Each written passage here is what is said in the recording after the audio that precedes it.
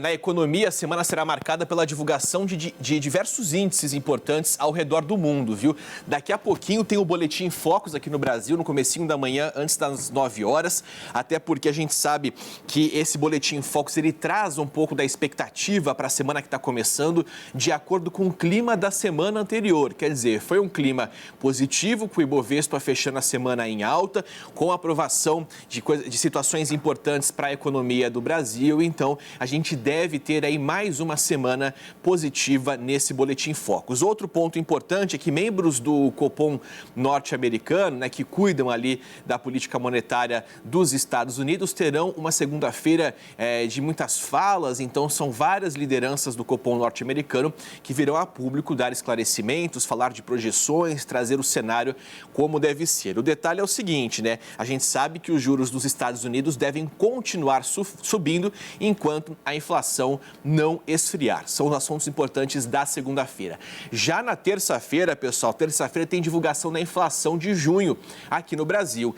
E essa, segundo analistas, deve ser a primeira vez que o país vai registrar uma deflação desde outubro do ano passado. Quer dizer, a gente deve ter, de fato, um resultado aí de desaceleração dos preços registrados aqui no Brasil no mês de junho. A gente lembra que no mês de maio, o fechamento do IPCA ficou em 0,23, né? Ficou abaixo do projetado ali pelo consenso dos economistas, que estava em 0,33%. Já foi um sinal muito positivo e agora a conclusão, a concretização daquelas projeções feitas de desaceleração na inflação aqui no país. Quarta-feira, nos Estados Unidos, tem o índice de preços ao consumidor de junho. Inclusive, será publicado ainda o livro bege. O que é esse livro bege, pessoal? É aquele documento que traz a visão do Banco Central norte-americano sobre indicadores macroeconômicos. Inclusive, toda vez que tem a divulgação desses indicadores, o mundo fica de olho para entender como a maior economia do planeta está de olho aí na macroeconomia mundial. Isso, de certa forma, não só do mercado norte-americano, como de outras potências do mundo. Isso acaba sendo um termômetro muito importante para o mercado global.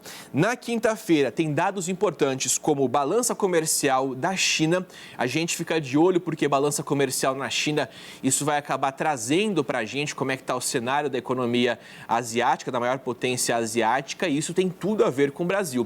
Até porque a China é a maior compradora de commodities aqui do país, principalmente minério de ferro. Então é importante que a gente fique de olho nesses números que são aí fundamentais para mineradoras, como por exemplo a Vale, que é o papel mais importante do índice Bovespa. Bom, tem ainda o PIB do mês de maio do Reino Unido e também o relatório de membros da OPEP, né? A gente sabe que a OPEP é a Organização dos Países Exportadores de Petróleo, então o relatório ali deles deve sinalizar números de extração, resultados anteriores, projeções futuras. Então, são informações importantíssimas para a gente, até porque tem tudo a ver com a Petrobras, que também é um papel importantíssimo aí para o índice Bovespa. Bom, sexta-feira a gente tem aí vendas do varejo aqui no Brasil, então são dados também que devem mostrar como é que está ali, como é que está o termômetro do varejo brasileiro, se as vendas estão aquecidas ou não, quais são também quais são os índices importantes que foram registrados aí no último mês e de que forma o mercado tem reagido, né, a mudanças na economia nacional. Bom, a semana também vai ser marcada, como a Júlia já adiantou, até por desdobramentos envolvendo a super semana econômica da semana passada. A gente ainda vai falar muito sobre a aprovação envolvendo a reforma tributária. Vamos falar bastante sobre também o voto do CARF, né, aquele voto de desempate que, de certa forma, também é um cenário bastante importante para o governo, que tem interesse, né, em aumentar a arrecadação por meio aí desse desempate do CARF, que é o Conselho Administrativo de Recursos Fiscais. A única coisa que ficou para o mês de agosto e, de certa forma, acabou ali colocando uma interrupção, que seria numa tríplice vitória do governo Lula, foi justamente os assuntos que envolvem ali o arcabouço fiscal. Tinha-se a expectativa que ele fosse votado até sexta-feira. Congresso, principalmente a Câmara dos Deputados, melhor dizendo, não colocou isso em pauta. Arthur Lira acabou deixando para o retorno do próximo período legislativo. Então, esse é um assunto que vai ficar somente para o mês de agosto. Para a gente fechar a nossa conta aqui, você que nos acompanha agora pela TV e também pela internet. Analistas de mercado estão dizendo o seguinte: foi uma vitória, sim, do governo Lula, até porque conseguiu aprovar 2 dos 3 pontos importantíssimos aí para a economia, para o trabalho do ministro Fernando Haddad, mas existe uma ala do mercado que acredita que a vitória maior foi de Arthur Lira.